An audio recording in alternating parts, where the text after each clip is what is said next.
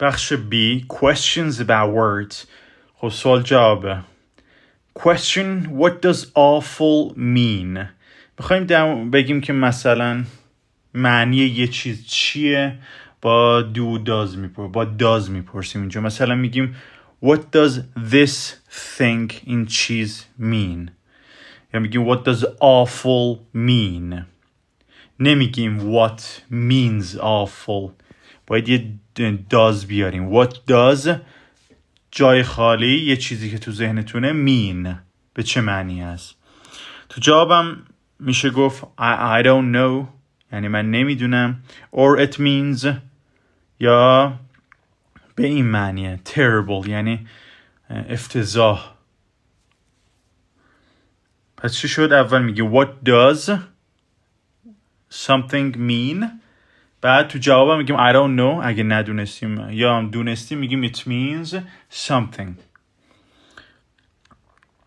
مثلا یه چیزی میخوایم بگیم توی در مورد دومی میخوام بگم که میگیم این تو انگلیسی چی میشه. مثلا یه شیء رو نشون میدیم میگیم what is this what's this یا what is this called in English.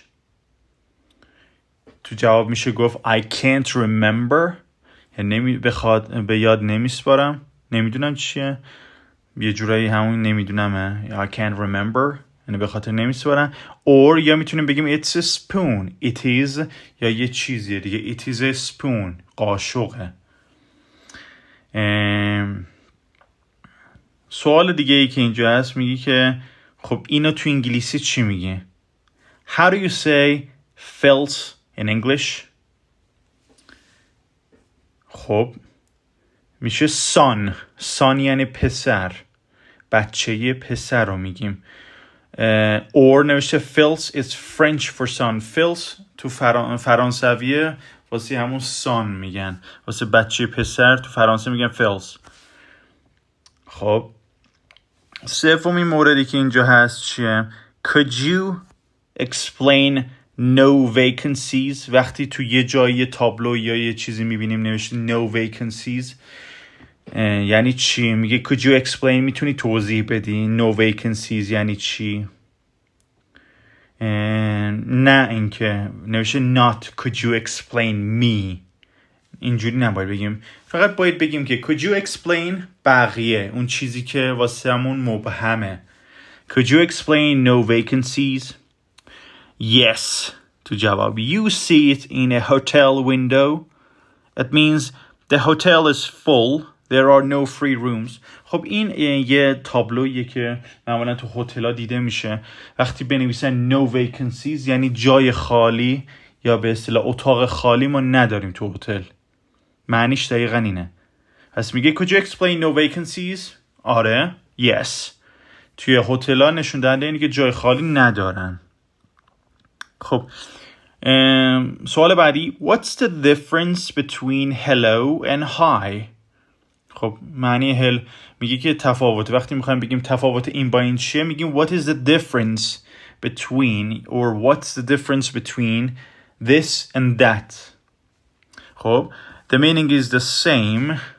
خب میگیم معنیش یکسانه but hi is informal. درسته دیگه. فرق hi با hello اینه که hello یکم رسمی تره hi غیر رسمی تره. خب what's the opposite of big. میگیم که وقتی میخوایم بگیم برعکس یه چیزی چیه میگیم what is the opposite of. For example what's the opposite of short میشه tall. what's the opposite of big میشه small. بعد میخوایم بگیم که چجوری اینو حجی میکنی ببخشید تلفظ میکنی. How do you pronounce tie. How do you pronounce tie میگه چجور تلفظ میکنی. اینا میشه it's like مثل میخوایم بگیم مثل یه چیزی تلفظ میشه. tie یعنی کراوات یکی از معانیاشه. tie کراوات میگه it's like my. خب tie با my هم وزنه دیگه مثل اون تلفظ میشه. میخوایم بگیم پس مثل این تلفظ میشه میگیم it's like. خب پایین نوشته 8 is pronounced like night. Is that correct or is that right. میگه که مثلا میخوایم بگیم یه این مثل اینه، مگه نه؟ درسته این؟ میخوایم بگیم که این اینجوریه، این درسته یا غلطه؟ اینجوری میپرسیم is that right, is that wrong یا is that correct. تو جواب میشه گفت no that's wrong، غلطه، or that's not right، that's not right همون that's wrong. It's pronounced like wait. خب eight میشه مثل wait، اینجوری تلفظ میشه. How do you spell apple? I'm not sure. Is it 1P or 2؟ میگه که چجور حجی میکنی اپل رو. اینم میگه که من مطمئن نیستم یه دونه پی داره یا دوتا. It's a double P. It's a double P L E. double P همون 2P دیگه، درسته 2P's. double P triple هم یعنی 3 تا. خب چند تا از تمرین‌ها رو اینجا حل کنیم. نوشته match تمرین 4 match 1 to 6 with A to G. How do you spell اولی خودش نوشته how do you spell your name? A double N A. A دیگه همون میشه Anna. A double N A. شماره 1 how do you say cup in German? خب به نظرتون کدومه؟ How do you say cup in German? خب میشه گفت F درسته دیگه. I don't know میگه که من نمیدونم. I only speak French. من فقط فرانسوی بلدم. شماره 2 what's the opposite of closed? Closed میشه open.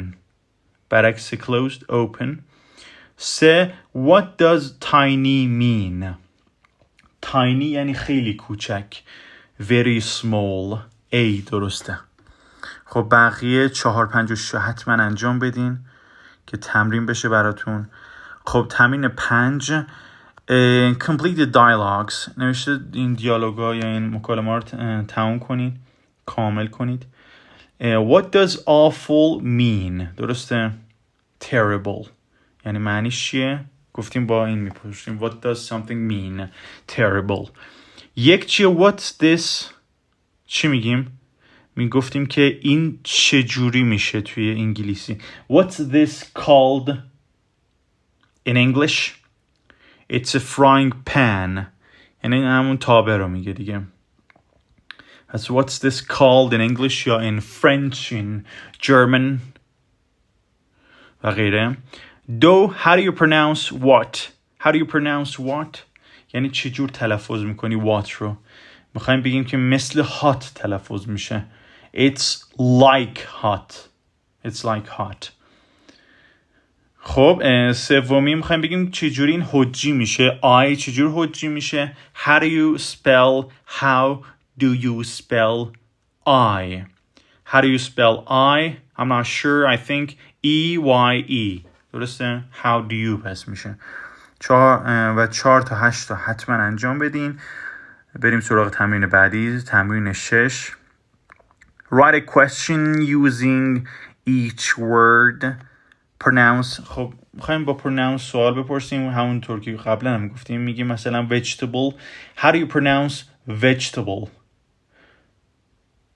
خب بگیم که مثلا vegetable یعنی سبزیجات دیگه. بگیم vegetable معنیش چیه؟ What does vegetable mean؟ میگیم what does vegetable mean؟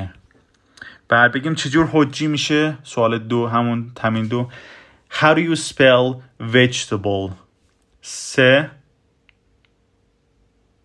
خب 3 حالا از 3 4 5 و 6 هم بمونه. حتما خودتون انجام بدین.